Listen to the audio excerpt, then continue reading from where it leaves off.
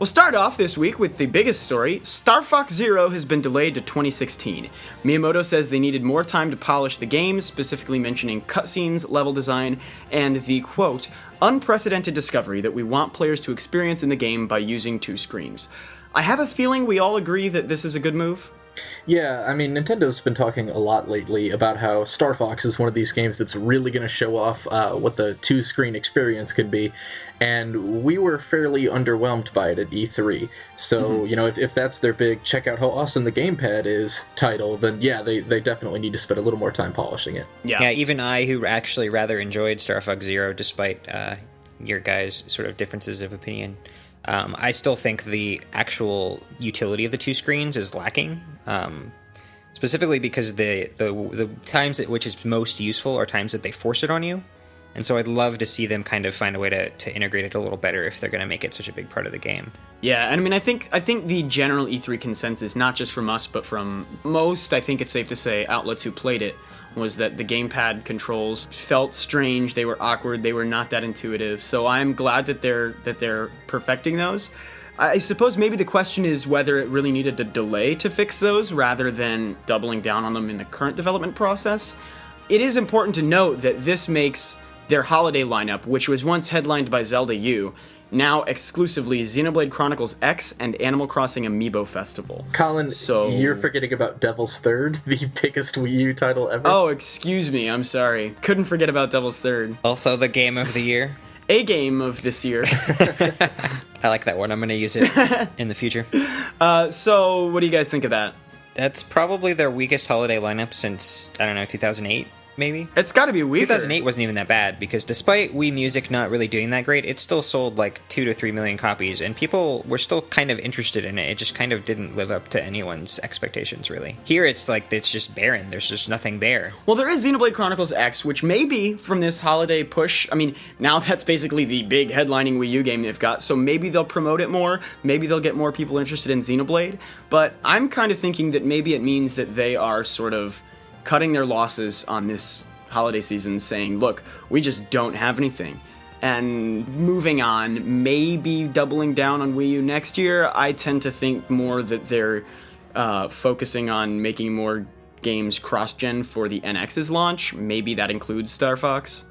Well, you know, a big problem with basically just saying, you know, this holiday season's over, we don't have anything big, is they already did that for the summer. You know, they didn't release a single first-party game all summer, so it's really frustrating. They did release Yoshi's Woolly World in Europe. Yeah, in Europe. But, you know, for North American audiences, it's been a really...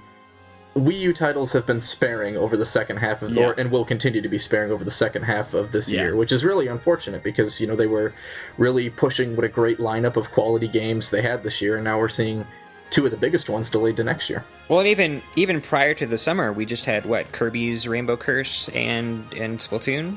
So, it's been the whole year. Now, something also worth considering is that does give them another opportunity to push Splatoon heavily, which, I mean, has been a great success, to push Super Mario Maker heavily, which is...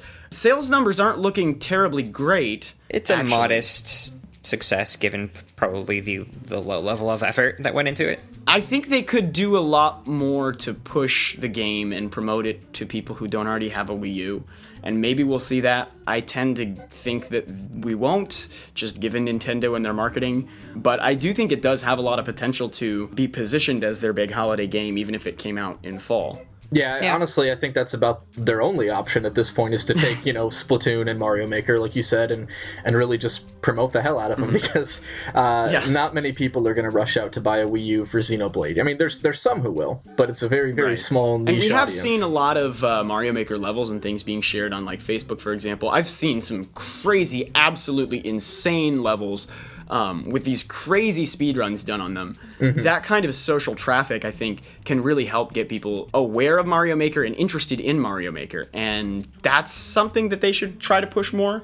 Nintendo doesn't understand the internet, so maybe they won't. But you know, they've been trying, though. Like, they teamed up with Facebook specifically to promote the game. So, which is I odd, definitely agree. That's something they should do. Nothing really came out of that. It was really just that the level creators... They made a series of videos, but then they just kind of uploaded them to the Nintendo YouTube page, and that was it. They didn't really make much of a big deal out of it.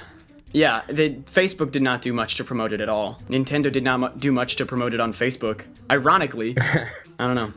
But I guess sort of bringing it back to the topic of their holiday lineup, I mean, did we really expect Star Fox Zero was going to push a lot of systems anyway? No, I mean, that's the thing. Yeah.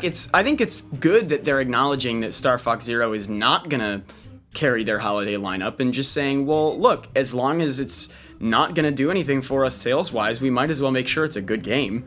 Yeah. Right, it was absolutely the right decision. It's just still, a little bit frustrating, but I think if it leads to a better product, then absolutely it's the right decision. Yeah. All right. Hello, everybody. Thank you for listening to this Nintendo Week clip, NWC. If you like what you hear, please subscribe to us here on YouTube for more highlights and discussion videos from Nintendo Week podcast, or subscribe to us on iTunes for weekly breakdowns of all your Nintendo news, discussion segments on subjects, games, and more, and tons of other features. Thanks for listening, and we will see you tomorrow with another NWC.